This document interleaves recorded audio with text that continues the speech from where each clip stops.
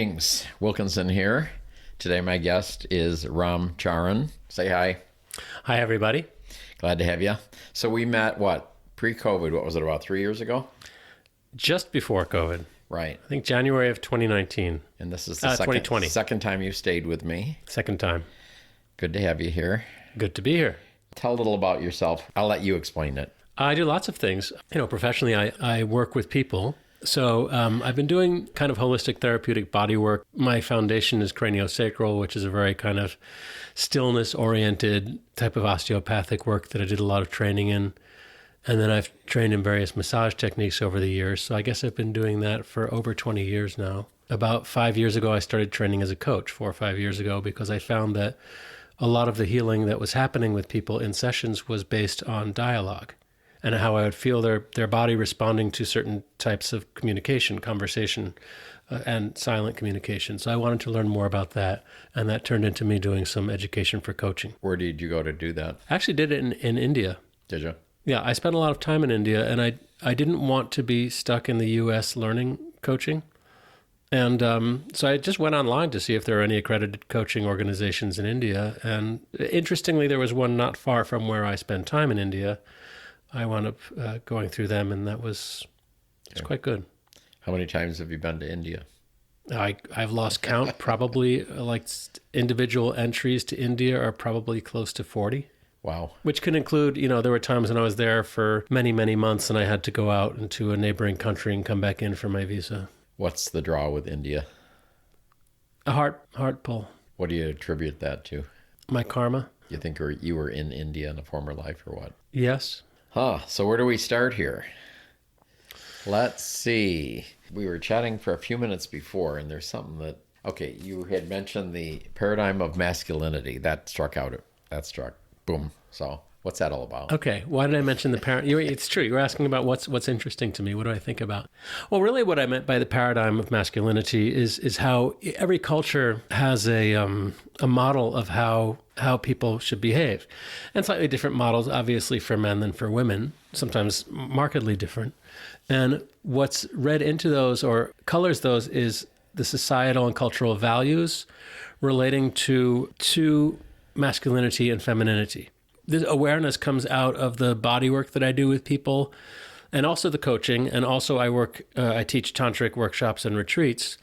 And what I've found is that in the process of acculturation, when people take on these societal values and try to conform their way of being to what they believe society expects them to be, in this case, what does it mean to be a man? Those are borrowed values. So people learn to contort themselves so that they'll fit in, out of fear of ridicule. For instance, men of our age or older, grew up in a time when being gay wasn't okay. Right. So we learn to be something or present ourselves to the world as something that we're not. Now, everybody does that to one extent or another. A little bit of it, I think, is unavoidable. But when you have these societal paradigms about, masculinity in this case, you get most of the men in a society have some sort of somatic, bodily felt sense and nervous system patterning that is not natural. People go around with this constant trying to be somebody else. They don't even realize that that's true. And so to tease that apart, to make people aware of that, to help people get awareness of how they're compromising their genuineness, trying to fit into some other model, and learning how to release that and come into a natural state of being in themselves is a lot of the work that I'm interested in doing with people, particularly in the tantric. Talk some more about it. This is intriguing. It's intriguing. I'm glad it's intriguing. Yeah. So, well, the thought came, so is there a different model for gay men than there is for straight men? Sure. And what's the difference and what do you see in all that? Well, just the fact that you have a category called gay men and a category called straight men tells you that there's a different model. And think about it. It's probably more fluid at this point than it was, decades ago. But the model for straight men, was you have a certain posture. You can't let your butt be too loose. Your shoulders have to be big. Your back has to be ramrod straight. Your chest out, stomach in, all that stuff. That kind of military bearing. I mean, the funny thing is, I see it's not a natural way for people to be. If I go to a continuum culture, an older culture like India, the guys are very relaxed in their bodies. They're not putting on this kind of like machismo posture very much. You know, they do it a bit, but this culture has gotten very divorced from people's organic way of just being in themselves. So, and it's part of it is that this is a younger culture comparatively. We're not what it's called a continuum culture. We've been cut off from natural cycles. So as gay men, you know, then we were given the opposite model. You know, it's all, if you look at a way a lot of cultures that don't accept homosexuality, look at homosexuality through a heteronormative lens. So there's like, you know, the masculine partner and the feminine partner. Right. We know this when we go to these cultures and we look at that, and it was really projected here a lot, you know, that all gay men have, you know, floppy wrists and want to dress like women and all this. And some may. Like, personally, I have zero judgment about how people want to manifest their sexual identity. But I think what it is that the human mind likes to polarize and view things in black and white, and doesn't give a lot of room for gray areas, or in this case, what I'd call the spectrum of human sexual gender identity expression, which is unique to each person. That's pretty interesting. Tell me more. Yeah. The way in which every being incarnates. Now, I'm coming from a more spiritual perspective, and this is what I love about what I call Tantra, by the way, is there's so many layers through which we can, you know, understand ourselves and others. It's not just about on a psychological or a sexual or a psycho-spiritual level. It's not just even about one's sense of masculine as a male body or feminine as a female body, but it's about these kind of archetypal principles of masculinity and femininity. And everybody has those two complementary principles always dancing in their own system, back and forth. There's got to be an ebb and flow. There's expansion and contraction. There's activity and passivity. There's inhaling and exhaling. That's the way life happens. Right. Is this dynamic interchange between I don't call them opposites. They're polarities.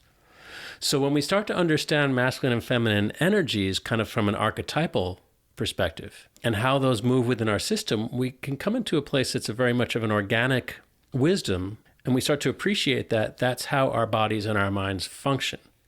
So to do that, to get there, you have to decondition a lot of the garbage we've picked up about who we are, which is, if you're a guy, you stand ramrod straight and you can't relax, or you're a faggot. I mean, that's sort of whatever it happened to human consciousness to make that. And men don't cry. And men don't cry. Yeah. They stuff down emotions. I mean, there's so many ways that we can say that we're conditioned to not be authentic.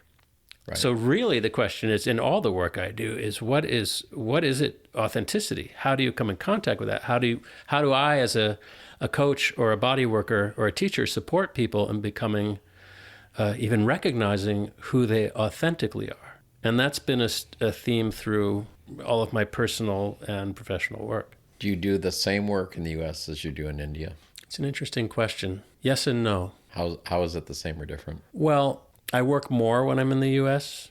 Okay. You know, India has this force field around it, which kind of says, like, don't do too much. Okay. It's just like that. If you've ever been there, you'd understand what I mean. I have not. It's, you know, things are always getting in your way when you're trying to be really productive, in my experience in India. But you're like recharging your batteries over there also for yourself. Also and for then me, you come back here, right? Yeah. Also for me, it's that. So I do work with people, typically the kind of craniosacral, the subtle body work I do. People know me in some of the places I go to in India. So when I get there, I have, you know, some clients. And typically the work there goes very deep on a kind of subtle, spiritual, energetic level, because the people who are there are more attuned to that level. I haven't run group work there. I'm kind of open to it. But again, when I've tried to, you know, organize a group to go to India, as many people as say they would love to do it, as soon as I try to organize it, it's like herding cats. And for me, I don't want to go to India to be dealing with a bunch of people that I have to herd and control. I go there for letting go and deepening. Talk more about your coaching. Okay. What do you do exactly? For me, really, the core of coaching comes down to being able to put myself into my client's reality.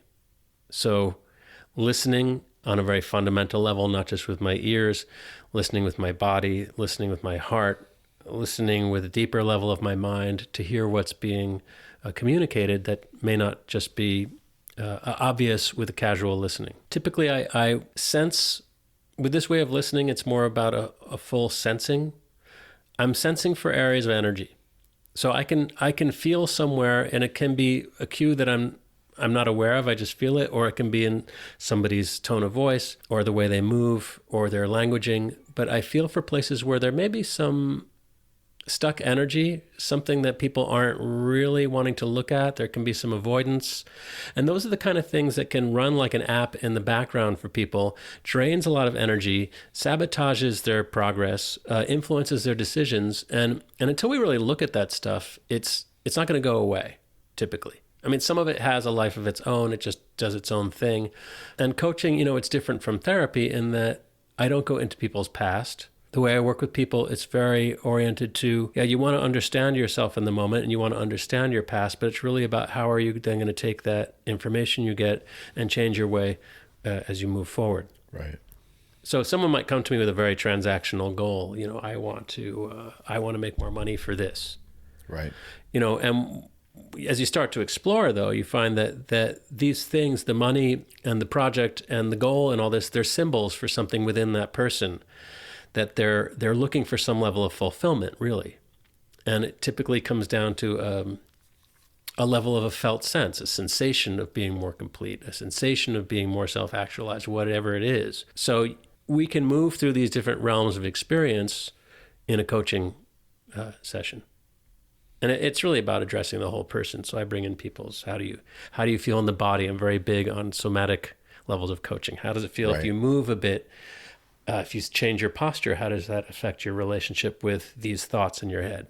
So I find it super interesting. Well, that was pretty fascinating what you just said about the app running in the background. Yeah. Because like on my iPhone, I can have 20 things running in the background, and my battery goes really fast. Right. So that's a really good analogy. And you're not using the things, you don't necessarily even need them running in the background. Right. So typically people who feel kind of chronically stressed and a bit drained and like they're not quite able to align themselves with the goal, it's because there's stuff going on in the background. Typically some sort of misalignment between what they say is their goal and their real values and beliefs that are behind that. And people are not trained to look at these things. Like, give me an example of that. Somebody doing that. The common thing is people are looking to make some sort of professional or lifestyle change. Right. And people may wonder about how to have the money to do it and what their needs are. So they can have a stated goal. And, you see this in coaching a lot. Well, just do a vision board and you're going to make X amount of money and you have this beautiful house and you can put pictures of it. And there's nothing wrong with doing that. And it certainly helps to focus on the goal and to keep that in one's awareness. But very often there are beliefs undercutting the attaining of that goal, which are inherited from one's parents, from one's grandparents, from society at large, things from your childhood that said that you don't have enough or you're not good enough or whatever it is. Those are some of the apps in the background that, again, in therapy, people will go really into that stuff. In coaching, we just bring it up to awareness and inquire, is it true? How do you feel when you believe that? For example, for me, with my Christian background, I mean, I can have all my entrepreneurial goals. Yes. But in the background could be playing, blessed are the meek, blessed are the poor. It's better to be poor. Right. Yeah. And if that's believed in, to the degree that's believed in, it's going to drain your batteries and undercut your ability to move forward, because something in there is saying, well, if I'm poor, I'm blessed. And who knows what goes along with that belief. Right. So these are just things, mull that over. Yeah, there you go. And that's the whole point of coaching, is to get somebody to mull things over. The misconception on coaching is people say, well, how can you answer all of somebody's questions? That is 100% not what it's about. I don't answer people's questions. I question people's answers, because people are full of answers, but their answers aren't working. And you don't want to tell them what to do. I can't. How do I know what's best for somebody? Besides, if I just tell them, they're not going to do it. True. Most people are not. It's true. A few might. But that's also not what I'm interested in as a coach. I like liberating people's, what you call human potential. So ideally after a coaching engagement, be it, a few months or a year or two, people are in a place where they're really have been able to move on and start to do these things for themselves. And typically there's that period in the middle where a coach can be necessary. I have people who I work with for a couple of sessions, but to really go into the depths of what I call transformational coaching. It takes time because the old habits are so ingrained that we'll just reflexively go back to them and start self-sabotaging again. So a part of the coaching process is, regularly showing up. Sometimes it's really holding clients' feet to the fire about, let's really look at, we decided together you're going to implement this action, you're going to make this change. If you didn't do it, it's not, you don't get a report card, it doesn't matter, but what is that's stopping you from making this change that's so important to you? So that can typically take some time to unravel and deepen. So let's change gears. Sure. So I think I've told you the story. So when I moved here to Palm Springs from Seattle, the second day my doctor called me and told me I had prostate cancer. Yes, I remember. So I was alone in the house. I didn't bring much furniture with me, but I was putting my artwork up. Mm-hmm. And then I thought, crap, why am I even bothering putting all this shit on the walls? I'm going to die anyway. And then, of course, I snapped out of that in 5 days because of the mind-body connection, blah, blah, blah. And I went on to get some naturopathic healing. But my question is, so today, with people doing the work that you're doing with what's going on in the world, how much does the world affect what they're doing, similar to me getting that, that news? Do you follow what I'm saying? Meaning... So how do you do this in a world that's falling apart? It's a great question. I mean, it's really a powerful time. A lot of the old models aren't working, obviously. Right. Ecologically, socially, politically, economically, things are really, Well, what is working is probably a smaller list. Yeah. Hello. But the lack of sustainability and population growth and all those things we've been kind of aware of as inconvenient in the background are now showing themselves with increasing, going beyond inconvenient. It's just a lot of those models are breaking down. Yeah, we're going to die. Yeah, we are going to die. It's always been true. It hasn't always necessarily been true that society is going to collapse, and we'll see what that looks like, and how far it goes. And I think the way you can relate to that is people have a choice. Either you can really double down on trying to make things feel normal, and I'd say a certain degree of normalization is really necessary for people to feel, enough emotional ease in order to go on and function. But also there's a great opportunity with what's happening. When you take it on, when you really look at it, what we've been told is true about human values and what we're doing here clearly is not. And it can be a challenge, especially if you want to avoid it. It's a huge challenge to navigate times like these, because we're not able to, at this point, turn away from it very much. All you have to do is turn on the news. All you have to do is be at all aware of what's going on. And even the weather is different. So what does one do in a time like that? Do you step up and say, okay, let me look at, let's just say I've come here with nothing. I'm going to leave with nothing. Things are changing. There's far less in terms of a guarantee about life than there was, even a few years ago. So how do I want to live? Like, these questions get more pressing. And right. I think that for people who are really like, okay, what would it mean for me so that on my deathbed, I feel like I really lived fully? What would make the difference? These are great questions to ask. They're not easy ones. Right. But I'd say that, that is a kind of universal challenge of our times. So what do you tell people that ask you these questions? How do you navigate this? That's a great question. I'm going to reflect on that before I answer. I think one of the things that I work with people on is to take them to a soul level as opposed to a personality level. I was very close with Ram Dass, and he talked about this a lot. I think a lot of his teaching was really pointing out the difference between the personality or the ego and what he called the soul level, where you see your human life from an incarnational perspective. I love the saying, we're not human beings having a spiritual experience, we're spiritual beings having a human experience. So when that awareness can be felt really on a felt sense level, it changes your relationship to life. It tends to take away some of the survival fear, or the fear of not surviving, obviously. It shifts it, because as a personality, to go through really challenging times is something the personality really wants to avoid. That is basically, as an ego, that's how we deal with challenges. We try to avoid it or make it easier, or, or we flip into this state of kill or be killed or whatever. That's just how our nervous systems are wired. Right. From a soul level, from a consciousness level, we're much less subject to the whims of our nervous system and our survival mechanisms. And we can show up with more calmness, more awareness, and even entertain questions which to our personalities might be rather frightening. So as a soul, the soul doesn't even really get frightened. the way I see it. It's Because an example would be if I died to the soul, that's not as big of a deal as my human self saying if I die. well, which one dies? Well, I mean, the soul's not going to die. So we feel. I mean, we actually don't know. But Oh, I know. But what I'm saying, yeah. No, but I'm with you on that. Yes. Right. From what I'm calling the soul level, from the level of consciousness, consciousness doesn't even need itself to continue on a fundamental level. It's not afraid of ceasing. It's our personal self that gets all freaked out that, oh, wait, I'm going to stop to exist. I've seen this around close ones who've died, like my father, for instance, or I see it around people when somebody close to them dies. There's a natural outpouring of grief, but when we really look at what the grief is for, it's around the story. Oh, I wish they were still here. Oh, it happened. They died too soon. Oh, I'm not. All those things. Of course, there's a natural grieving for loss of somebody you're close to. I'm not talking about that, but I'm talking about what perpetuates it, and it turns into this huge drama of grieving when you're unable to let go, and the soul is not attached, so it doesn't need to even let go.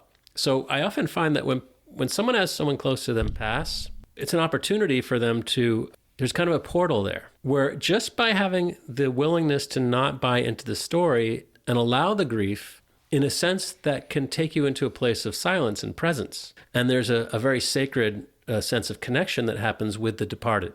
That if you look at continuum cultures, again, coming back to India, the Tibetans are very good at this. Certain tribal cultures, the way there's a ritual around death and the dying process is quite profound. They take their time. There are a lot of prayers that are done. You can look at even the Jewish tradition, sitting Shiva, and doing a mourner's Kaddish and all that. It's staying connected with that essence of that being, but not from the level so much of the personality. So I've seen it in India where, people are, some people crying at a cremation, but also there's this kind of calmness that tends to pervade as it happens. As the body burns. It's watched. A few people cry and then they kind of accept it. And then there's, at 10 days, they do this certain ceremony and they take the bones and put them in the Ganga. And there's just a lot more conscious embracing of that passing of the body. This society is a society primarily of denial of mortality. I was just thinking that because that would be something else, watching somebody be cremated. I mean, that's common in India, right? First time I went to India, I remember... After a couple of weeks, I went to Varanasi, and I was wandering around. There's these small, what they call gullies, alleys by the river. It's a very old city on the banks of the Ganges. And supposedly, if somebody dies in Varanasi, their soul becomes liberated. You reach the highest end of spiritual life just by leaving your body there. I remember I was wandering around, and I smelled, I'm like, why did I smell burning hair? And I turned a corner, and there are the burning ghats, the steps by the Ganges, where there were several funeral pyres out in the open. And as an American kid, I was 21, I just was in shock. I probably sat there for half an hour just kind of staring like, what the fuck? Like, I'd never seen anything like it, Right. Because you could actually see a foot or an arm or something, right? Yeah. And after a little while, I looked, I think some guy came by and offered me tea. That's what Indians do. And I looked around, I saw kids playing ball, and I saw people, having a smoke and a glass of tea. And yes, there were people who were, watching their loved ones' bodies be burned, and they seemed in a somber mood, as natural. But there wasn't this pall of secrecy around it. And that kind of blew my mind, because I didn't know what to... Coming from this society, I'd never been given any idea of how it was to be in such a situation. So I let myself just be present with it, and I found myself going into a profound state of meditation, such that, in the years following when I'd be in India, if I ever saw, people who haven't been to India, don't get the wrong idea. It's not something you see a lot. But in a country of 1.3 billion people, you do occasionally see a dead body. Are you saying a dead body lying there or being cremated? Lying there. I saw a man, and this was at the Patna railway station, and he was, I guess, a beggar. Somebody had paid for him to be wrapped up in a white shroud, and just his face showed, and there was incense burning, and people were throwing coins to pay for the wood for the funeral pyre. And I thought, wow. What an incredible place to sit and meditate. So I just sat and meditated. And there was no fear around it. It was just something, again, a portal. So how can I put this? It's interesting. I didn't expect to speak so much about dying, but it's something, I think most of us will have to face at some point. Exactly. If not all. I think there's a great opportunity there for, again, the personality likes to avoid mortality, but in opening up to it, our temporality, this was one of the foundational teachings of the Buddha, was impermanence, the impermanence of our own sense of self, even as a gateway to living a liberated life. So the very thing we tend to fear the most as personalities is that which holds the greatest potential for our freedom. That to me is very interesting. Switching gears again. Yeah. Tantric or tantric? Which Tantric. is it? Tantric. Is it? Tantric. Tantric. I've heard it so many different ways I can never figure it out. Tantra. Well, in Sanskrit, it would be pronounced tantra. And what do you do with it? What do I do with it? Yeah. Okay. It's not that much switching gears. So I'd say you can ask 100 people what is Tantra, and you're going to get 100 different answers. A large part of it, in my understanding, is harnessing the powers of opposites. There's a great power inherent in manifestation, because everything that you pull out has an equal and opposite. And learning to expand your consciousness to hold both sides of the opposites, that you can see the totality that they make up. Now, that's a really general statement. Let's come back to, I'll bring it, in a more graspable way. Break it apart a little bit. Yeah, break it apart. So life and death. Right. We think, oh my God, you're dead, you're not alive. There's no way you can have one without the other. So as consciousness, when we expand and say, oh my God, so death must be present in life and life must be present in death. That's an experience that you can get into, and you can have deep meditation on it. And you're allowing things that your mind may have a desire or an aversion to. This is where Tantra gets really interesting. You're questioning your desires and your aversion. So, okay, yeah, there's a natural, like, oh my God, shrinking back from death and wanting to cling to life. But what happens as you come into your realization of yourself as a soul is those desires and aversions, they don't matter so much. They don't dictate the way you show up. And there's an ability to sense, from a greater depth and spaciousness of your being, that whatever happens is okay, because the universe can never really be out of balance. So that's one aspect of Tantra. That's kind of pointing to the kind of overarching tantric state of consciousness. Now, Tantra within that will use things like an intention to generate a shift in consciousness, as opposed to, there's contemplative exercises where you give up all intention and you just stay as pure presence. That's absolutely important to be able to access that if you're going to go into a tantric type of spiritual contemplation.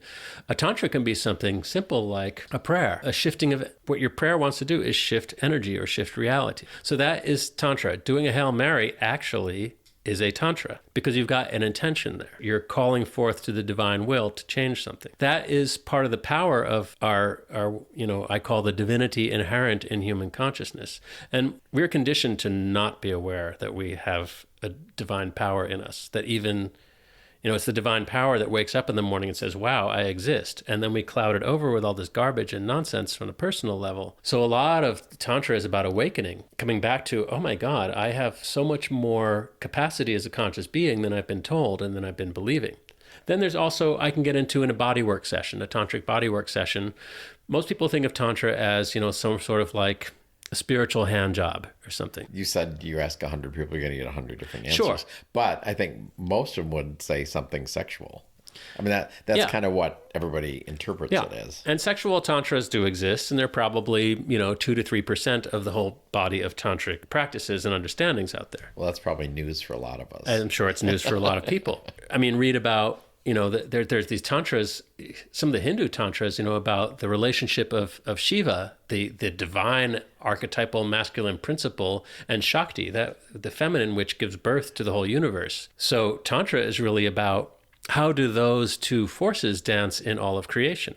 And you can find on every level, from the subatomic level to the universal level. So there are contemplations in these tantras, in these books, designed to sensitize your perceptions to be able to understand what's happening as the interplay of Shiva and Shakti. So one of the things that I teach people, let's say in a workshop, is I pair people off and I've dropped them into a state of meditation, and preferably a state where there's not a body-mind split. So I'll do some introductory yogic type exercises like we did this morning, right, where you feel you're able to just be present in your body, because your body is like the universal crossroads of your experience. And then from that place, I have people do eye gazing.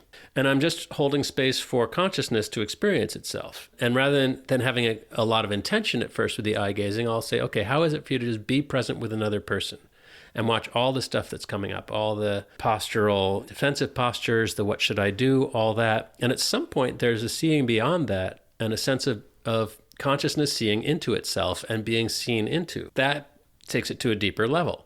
So that's not about a personal unfolding as much. You start to understand your body as a process that's both personal and universal and organic. So it's really, I'd say, a shift in context in a lot of ways. So once that shift in context is there, you then, look around at the world and the world will appear different. Is this interesting? It is. I was going to say very interesting. Does it make sense? So Yes. for instance, one of my teachers, one of the famous things he would say when asked about, how should I help the world? This is back, I remember I don't remember, but reading about it in the 1940s when World War II is going on.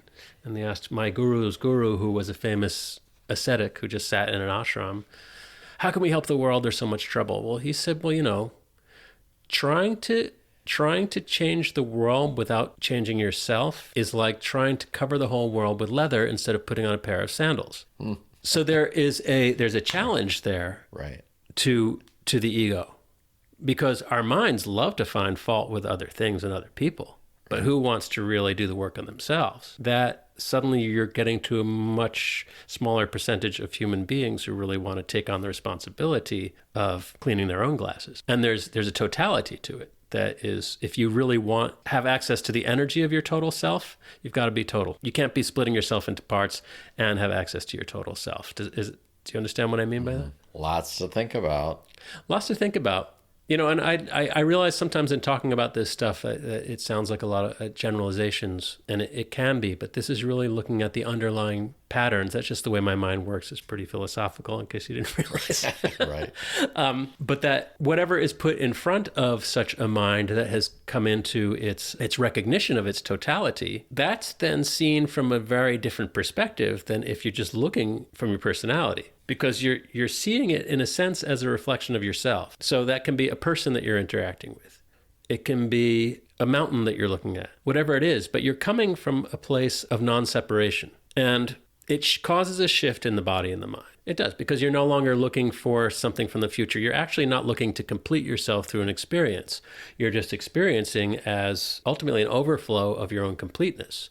Wow, how yummy is that? And how does that change the nature of a relationship? Speaking of Tantra, when you show up with somebody and there may be an attraction still, sure. The sexual energy becomes very interesting from this place because you're not bringing along so much of the personal baggage. You're just showing up as an organism, interacting with another organism in this way that can be really juicy and delightful and actually have great power for helping transform you in a really healthy way. So you're in California right now.